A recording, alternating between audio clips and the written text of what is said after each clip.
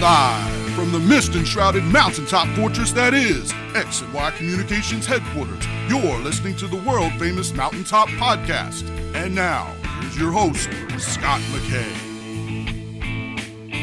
All right, everybody, welcome to yet another episode of The Big Show. As always, I'm Scott McKay. And I'm Emily McKay. And today, Emily, we're going to have a really special episode because as of December 5th, X and Y Communications is 20 years old.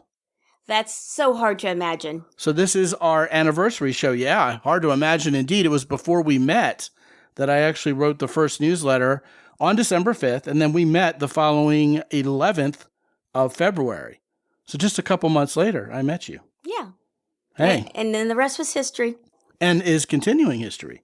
We're not going anywhere anytime soon as a couple or as a company, right? Right. As a matter of fact, not only did we have the 20th anniversary, we had our 19th anniversary too. Yeah, right. Our 19th wedding anniversary and the 20th anniversary of when we met is coming up.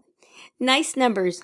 Yeah, and we're going to have an extra special episode for that occasion too in 10 episodes from now. Nice. I can't wait to see it. Yeah, but we're getting ahead of ourselves. All right, here's what we're going to talk about. Since that first email that I wrote 20-some years ago now, 20-plus years ago, right? Because it's, well, December 5th. And now as we talk about this, it's almost the new year. Everything, it seems, changed about how we get dating advice, especially as men.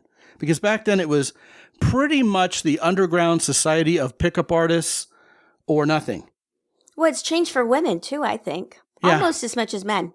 Well, tell us how. Well, I think for women, it was initially, try to look your best, be glamorous. You had a lot of, makeup advice and skincare.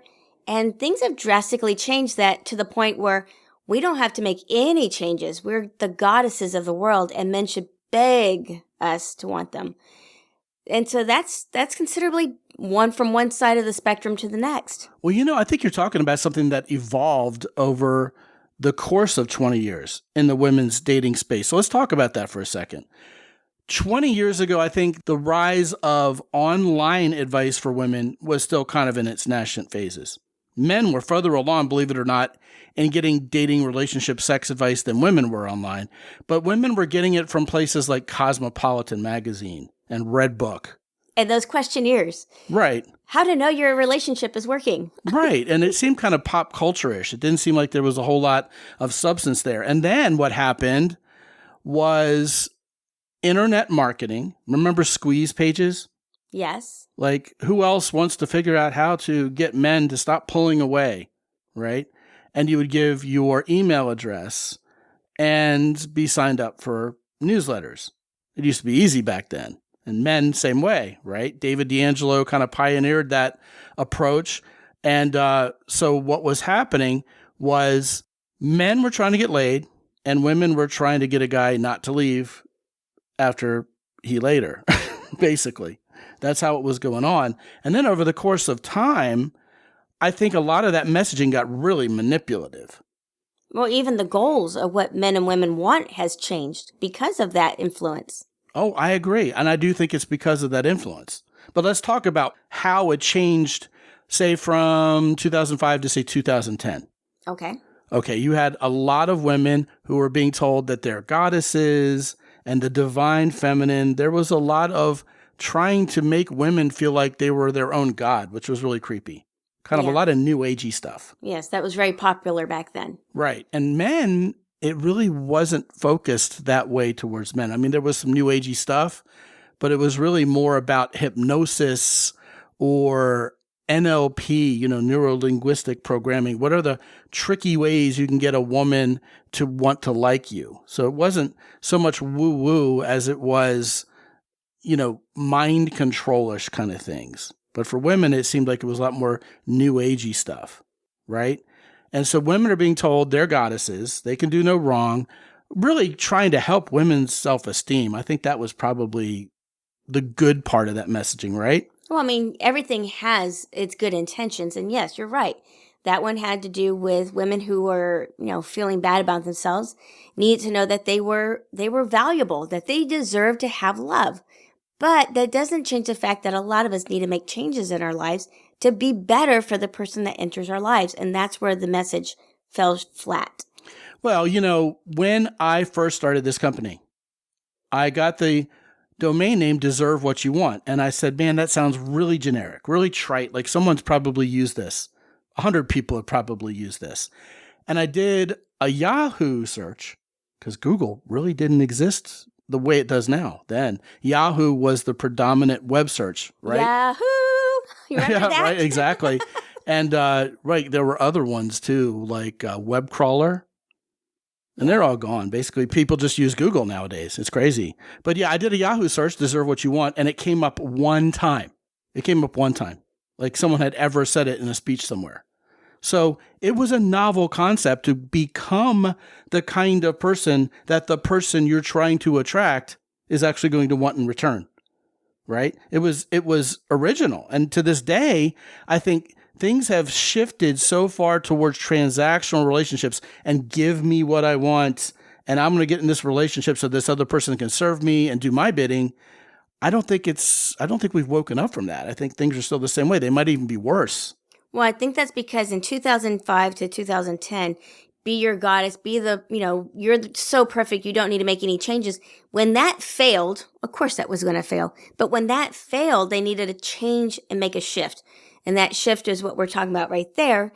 So I had two choices. Either I need to change myself or I could stay that goddess. But if I'm going to stay that goddess, something has to change. And that something was now we had to move into transactional relationships. In other words, not only do I not want to change, but you have to give me something. Correct. Yeah, isn't that strange? It's a business transaction. So if I'm going to keep who I am, well, okay, then let's make it a business transaction. That way I can get my cake and eat it too.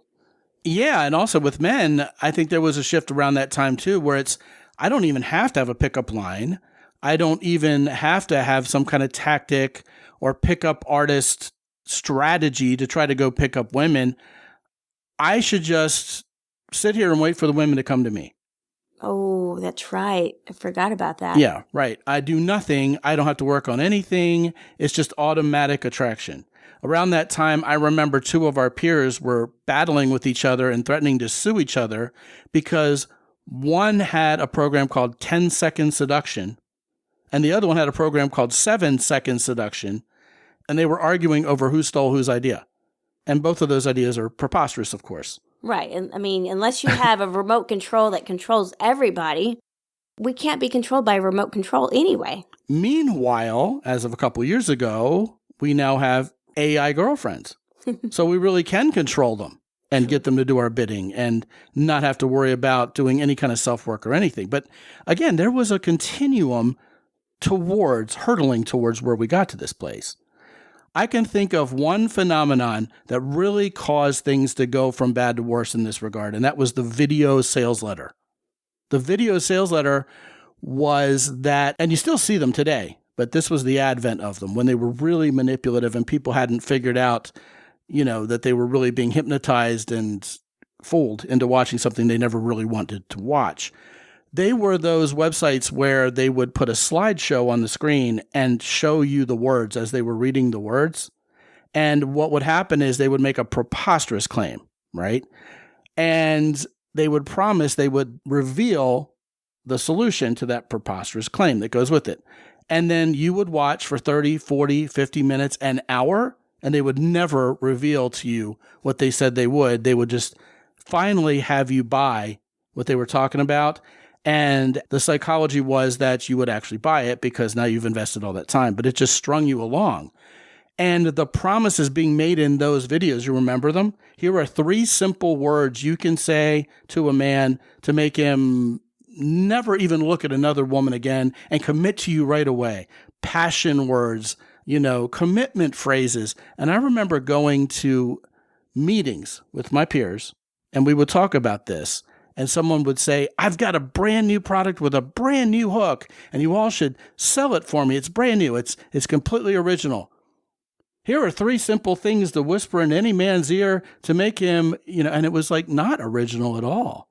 But it was converting, and it was not converting in a good way, Emily. It was causing people to make an impulse buy based on a promise that was never being given to them. So here was an entire era of men's and women's dating advice Here's a goldfish, and a goldfish will help you get laid. Here is my chick magnet. I aim it at a girl and I aim it at my crotch and she slides right on. I mean, these were real actual web pages circa 2010 that sold massive amounts of stuff. Yeah. Even married women would leave their husbands for this because it was so powerful. Yes, exactly. But here's the problem. A lot of money was made, but nobody was helped. No, instead what happened was you had people who bought and invested and believed that these things work, but it wasn't working for them. So if it's not working for me, what in the world is going on? Is it me? Did I do something wrong? Or are these women are the problem? Well, see, now you're talking about another de-evolution, right? We went from having nothing to having an underground society of pickup artists and Cosmo for women to having these web pages where, sign here and I'll give you my newsletter and a free book or something, to these video sales letters that mesmerize people into watching them, right? And then they ended up buying something that made the producer lots of money, but didn't fulfill on the promise much. And then what happened? People started getting cynical because it wasn't working. Meanwhile, also, if we're going to talk about the evolution or de-evolution of dating advice or dating in general, men and women started getting mad at each other. There's more pressure on the family. All these things I talk about all the time and get shouted down for. But nowadays, the pickup artist movement, after some pretty bad press, I mean, there was a guy who shot women up at a dorm, and the guys who bombed the Boston Marathon had pickup artist stuff, and there was a site called PUA Hate, and really the pickup artist movement got canceled. I mean, you couldn't even put ads up on Facebook or anything anymore. You couldn't make money if you were connected to that. What happened was, after that, the guys got so jaded that the whole pickup artist movement basically, in my opinion, became what is known now as the men going their own way. Hey, women aren't even worth it. Just stay away from them. They're only going to hurt you. They're going to ruin your life. Let's have an echo chamber where we talk about that. And that's branded as dating advice, and that's just twisted. And it's making plenty of people lots of money because that's very popular. That's popular advice nowadays. Well, I feel like this is really a whirlwind of a conversation, but it really does mirror what happened. So many things led to another. And not only did the markets of consumers change, both men and women, and what their priorities seem to have been at least, but how we delivered content changed as well. So what ended up happening was the rise and fall of info products, right? And, I have plenty of them. I have 16 of them. They're great. They don't lie to you guys. They don't lie to you ladies. They tell you exactly what's going to work. But people moved from purchasing audio programs and listening to them to just going on YouTube and asking a question, or going on ChatGPT and asking a question. And what that has done is brought us back to a situation where the content isn't very helpful anymore. You're just trying to get likes, you're trying to get clicks. And so a lot of people on YouTube are building a large following of subscribers, but where they're making their money is by monetizing their videos, not by offering any real dating advice. So you can have just very clickbaity stuff. Like, look at this chick get rejected by this guy for a change. There's nothing good going on there. It's just clickbait, and these people are branding themselves as dating advice outlets, but really they're just banking on monetizing those videos and the clickbait. Yeah, that is so sad. The other thing I'm seeing, for example, people go on there anonymously asking for advice. Here's my situation, XYZ. And then they're asking the community for their input. The problem is the people giving advice, yeah, you should leave, or yeah, you should stay for this or that reason, whatever they're going to say. But you're getting advice from a lot of people that you don't know how successful or how many failures and how many more failures they're going to continue to have, because they don't even have it figured out yet, but yet you're relying on their advice from some perfect stranger that you have no knowledge about. Well, let's go right to the basics here. In 2005, there wasn't Facebook, there wasn't Twitter, there wasn't Instagram. There sure wasn't OnlyFans.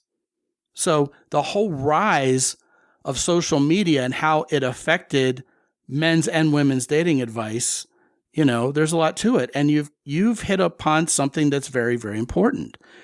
One of the executives at Facebook gave a seminar or an interview where they said people more and more are going to depend on the life advice of total strangers because of social media.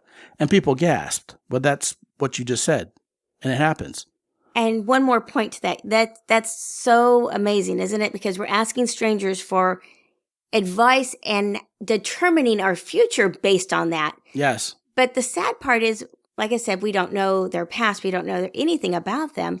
And yet people freely ask the question, what should I do? And people freely offer the answers. And what I've noticed, Emily, is it gravitates towards the negative. Right. Well, not only that, but it fuels the anger. If you're thinking your mate is cheating on you and you ask the question online, you'll get everybody feeding the frenzy and you get worked up, and it turned out your problem wasn't as big as it was, but your imagination has gone wild because of the echo chamber. The other part that is the problematic with asking the community for this help is we tend to naturally, it's a human thing, to go to the easiest answer. We don't go for the hard one. The one Natural that actually, entropy, yeah. The one that would actually work, that actually requires work and effort. I like this other answer better, so I'm going to go that way, but that's the wrong answer. Yeah, it becomes a fishing expedition. I'm looking for my answer that I wanted. And someone will give it to me after 100 responses. Right. I can ignore all the others. Yeah. Yeah, that's really, really toxic. And then we had the rise of women calling men toxic, right? That's and then the sad. Me Too movement and men and women driving a wedge between each other more so than was the case in 2005. That's true. It's really, really sad how we've gotten to this point. What we hear a lot of is the opposite sex or the opposite gender is our enemy. It's their fault that we're not having these happy relationships. It's not me. Yeah, it's all adversarial positioning. And then the dating advice, so-called dating advice, feeds the disease. Yeah. Natural entropy. Indeed. All right, but surely something good has happened in terms of how men and women get dating advice. And I think the low-hanging fruit there, the obvious one, is podcasting.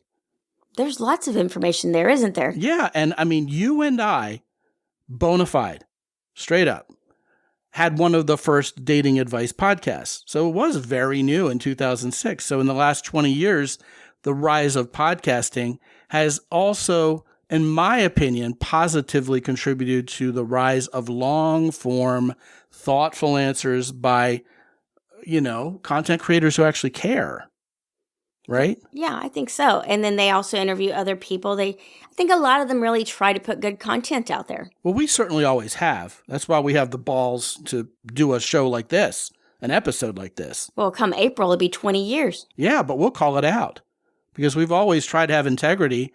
And over the years, it's been appreciated sometimes and really criticized by other people. I've had lots of my peers tell me I'm crazy. Start monetizing this better. Hide in an ivory tower.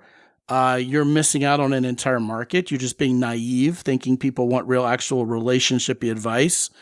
I think in the beginning, it mattered that you and I had the kind of marriage we do and the kind of relationship we do. But now in an age of people playing fictional characters and YouTube and all that, I'm not sure anybody really even cares about track record anymore. Are you giving me something that I can use? Are you giving me what my itching ears want to hear or not? It has relatively less to do with whether, are you living this out? Are you fleshing this out? Does it work for you? Can you vouch for the actual information you're giving me versus just tell me what I want to hear? And I think that's bad. Well, I think the problem is marketers are going to market what sells. Exactly. And, if selling the things that tickle people's ears and make them, feel good and actually open up their wallet and buy, unfortunately, that's what's actually working. I mean, that's not working in their personal lives, but it's working for the marketer because it's making them rich. It's not working personally, but it's working for their purse strings. There you go. Something like that. That's really nothing new. I think, if you look at any men's dating advice that is intentionally crafted for that purpose, and maybe indeed this only goes back to like 2002 or 2005, what works has never sold as well as what people want to hear. And unfortunately. that's because a lot of it is counterintuitive.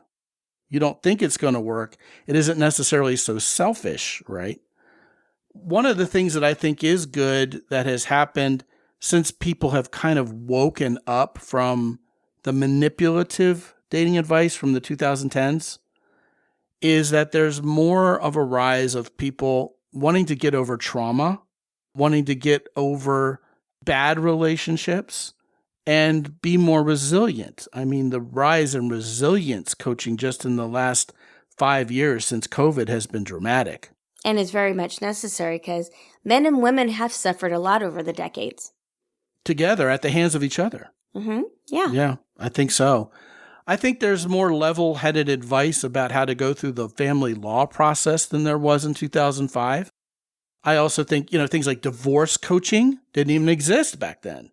No, that's very much needed. That was a void that thankfully has been filled. Yes, in part by us. And it's very powerful and very different than dating and relationship coaching. Because usually when people go through a breakup like that at the marital level, they're depending on their lawyer for just about everything. And that's not what the lawyer's trained to do. The lawyer gives you legal advice, not human social advice, not relational advice. Yeah, so that's something else that's happened. Right. OnlyFans came along during COVID, basically, and legitimized women selling their sexuality for profit. And this was something that was unheard of 20 years ago. And the advice for women to actually go and do that and make money off it and even screen potential suitors based on their response to it is just crazy to me. I would have never envisioned that back then.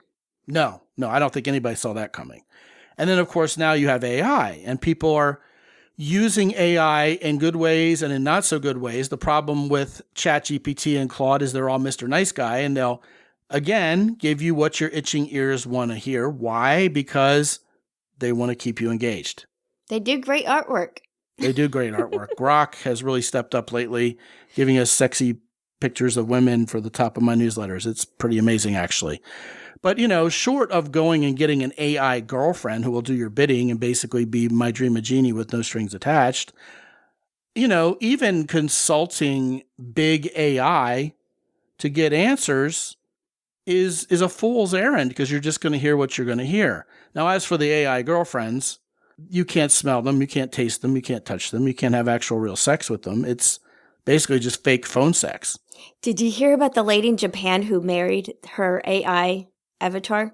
I heard about it, but I didn't go there. I didn't want to read it. Well, it's not recognized by the government, but she had a whole ceremony and everything. That's just mind-bending to me. Did she register at places and get gifts and people showed up? I didn't look that deeply. I was just as shocked that there was a wedding for an AI character and herself. Well, I mean, did she have like a virtual wedding? No, an actual with physical. People? I think there were people there. If there was not very many. That almost doesn't make sense. She had a dress on. You should go to Roblox or something and have like a virtual wedding. Well, she wanted the wedding, even if it wasn't an actual human being that she's marrying. Well, but that's how crazy. far we've gone in history. I think there were more people than ever who are looking at where this has all gone. Especially grown-ass adults who are hitting about 40 now and have not yet seen the kind of satisfaction they should from a relationship. And they're saying to themselves, I've been had. I'm not going to be fooled again. Fool me once, shame on you. Fool me twice, shame on me, right? And I think they're looking for something real. I mean, the guys and the gals who are coming to us nowadays are more serious than they used to be. It's like, look, I've already gone through all of this BS out there. I'm really attracted to what you guys are doing on the podcast and in your newsletters. Let's do this thing. You're my coach. I'm having more people come to me and say, I'm ready for something real. I'm sick of spinning my wheels. I know I have to be the kind of person the person of my dreams is going to want in return. I want to buck the trend. I want to beat the odds, and I want to have a real relationship with a real human being. Men saying this, about the women they want to meet and vice versa. And I'm personally very optimistic that, we're going to rebound from this. I think so too, because as humans, we have needs, we have wants, we have desires, and we're searching to fill that. That's why there was all this searching and all this buying of products and advice, because we're searching and desperately wanting advice, desperately wanting to fill those needs. And that has never changed. But I think nowadays, like you said, they've come to realize they've been had, and now they're trying to figure out how or where the real answers are. And they still want that solution. That's never changed. And, I think there are only so many times we'll allow ourselves to be scammed, even if we're incredibly naively optimistic. And I think we've gotten to that point. I mean, look what happened with cancel culture. People finally said relatively recently, this is ridiculous. And it's kind of gone away. You don't hear the words toxic masculinity uttered so much anymore because people realize, hey, you know what? It's a common, natural, obvious fact that not all men are horrible. Some men really want to be heroes and make the world a better place. And I think that sort of backlash was carried very much by men starting to say, no, you know what? All you chicks, you're all terrible. So everybody started saying to themselves, look, I'm not terrible. I don't want to be lumped into this. And you can't just pronounce me a sexist or a racist or a communist and scare me out of saying what my truth is, because this was too easy. I fell for this too simply. And now people are much more about embracing their truth, finding their character, and we're not, tearing each other down anymore because of an agenda. That's slowly turning. And if that ship can turn around, then I think this battle between men and women and this misunderstanding of how masculinity and femininity fit together and this cynicism about any kind of male-female relationship being productive at all, ever, I think that's going to wane too. And I think we're going to come back full circle. I agree. That's why we're here. And that's why we're always producing these podcasts, because we believe in society. We believe in men and women. One last little thought. I don't want to sit here and say, hey, you know what? We've been the Rock of Gibraltar for you for 20 years. Nothing's ever changed around here. Look, I've pronounced online dating dead. I mean, we haven't even touched upon that. Online dating went from something that was thought of as like where losers went, like posting a personal ad about pina coladas and walks in the rain, to being somewhat legitimized as the place to meet each other, like in the late aughts, to the swipe right culture coming around, and even women starting to have a knee-jerk reaction towards men based on just looks. Women started acting like men. Now we realize that the apps just got us hooked, and we've been had, and people are backlashing against the apps. So, hey, you know what? Over the course of 20 years, we've flexed also. I remember telling guys, hey, pick up the phone and call women, because text messaging, not enough nonverbal communication there. It's a bad idea. Well, hey, texting took over. It wasn't a fad. Online dating, you and I met on Match.com. We were incredibly bullish towards it. And now, I tell people to avoid it. So yeah, we've flexed. We've changed during the times too. Well, we had to, as things change in the world, and even the online dating, it itself has changed to the point where it's not effective. We had to flex and say, you know what? It's not working. You're right. And we're proud to do it. Yes, because we want to talk and educate on what's effective in real time. And hey, you know what? I think no matter what business you're in, if you don't know how to adapt, you're going to go the way of Blockbuster and Wayne Computer. Oh, that's so true. Oh my goodness. That's a long time ago. Well, this has been a fun conversation. And weirdly, looking back on it, it's a conversation nobody dares to have. It's a little too close to home. It's too on the nose for a lot of people. But I'm glad we talked about it, because I think it's a message that needs to be out there. And hopefully you all enjoyed this conversation. And I want to send ladies to scotandemily.com. That's all you have to do is go to scotandemily.com. That is the new abbreviated website for the show notes for the X and Y on the Fly feed. And you can get 25 minutes on the phone with Emily and I to talk about your dating life and getting it handled. Gentlemen, if you're listening to this show on the Mountaintop Podcast feed, Better Men Get Better Women, go to mountaintoppodcast.com, get on the calendar, talk to us. We always want to hear from you. Yes, we do actually want to hear from you. We'd love to hear from you. Yeah, and so until the next time we talk, my name is Scott McKay. And I'm Emily McKay. We're coming at you from X and Y Communications in San Antonio, Texas. And until next time, be good. And have fun.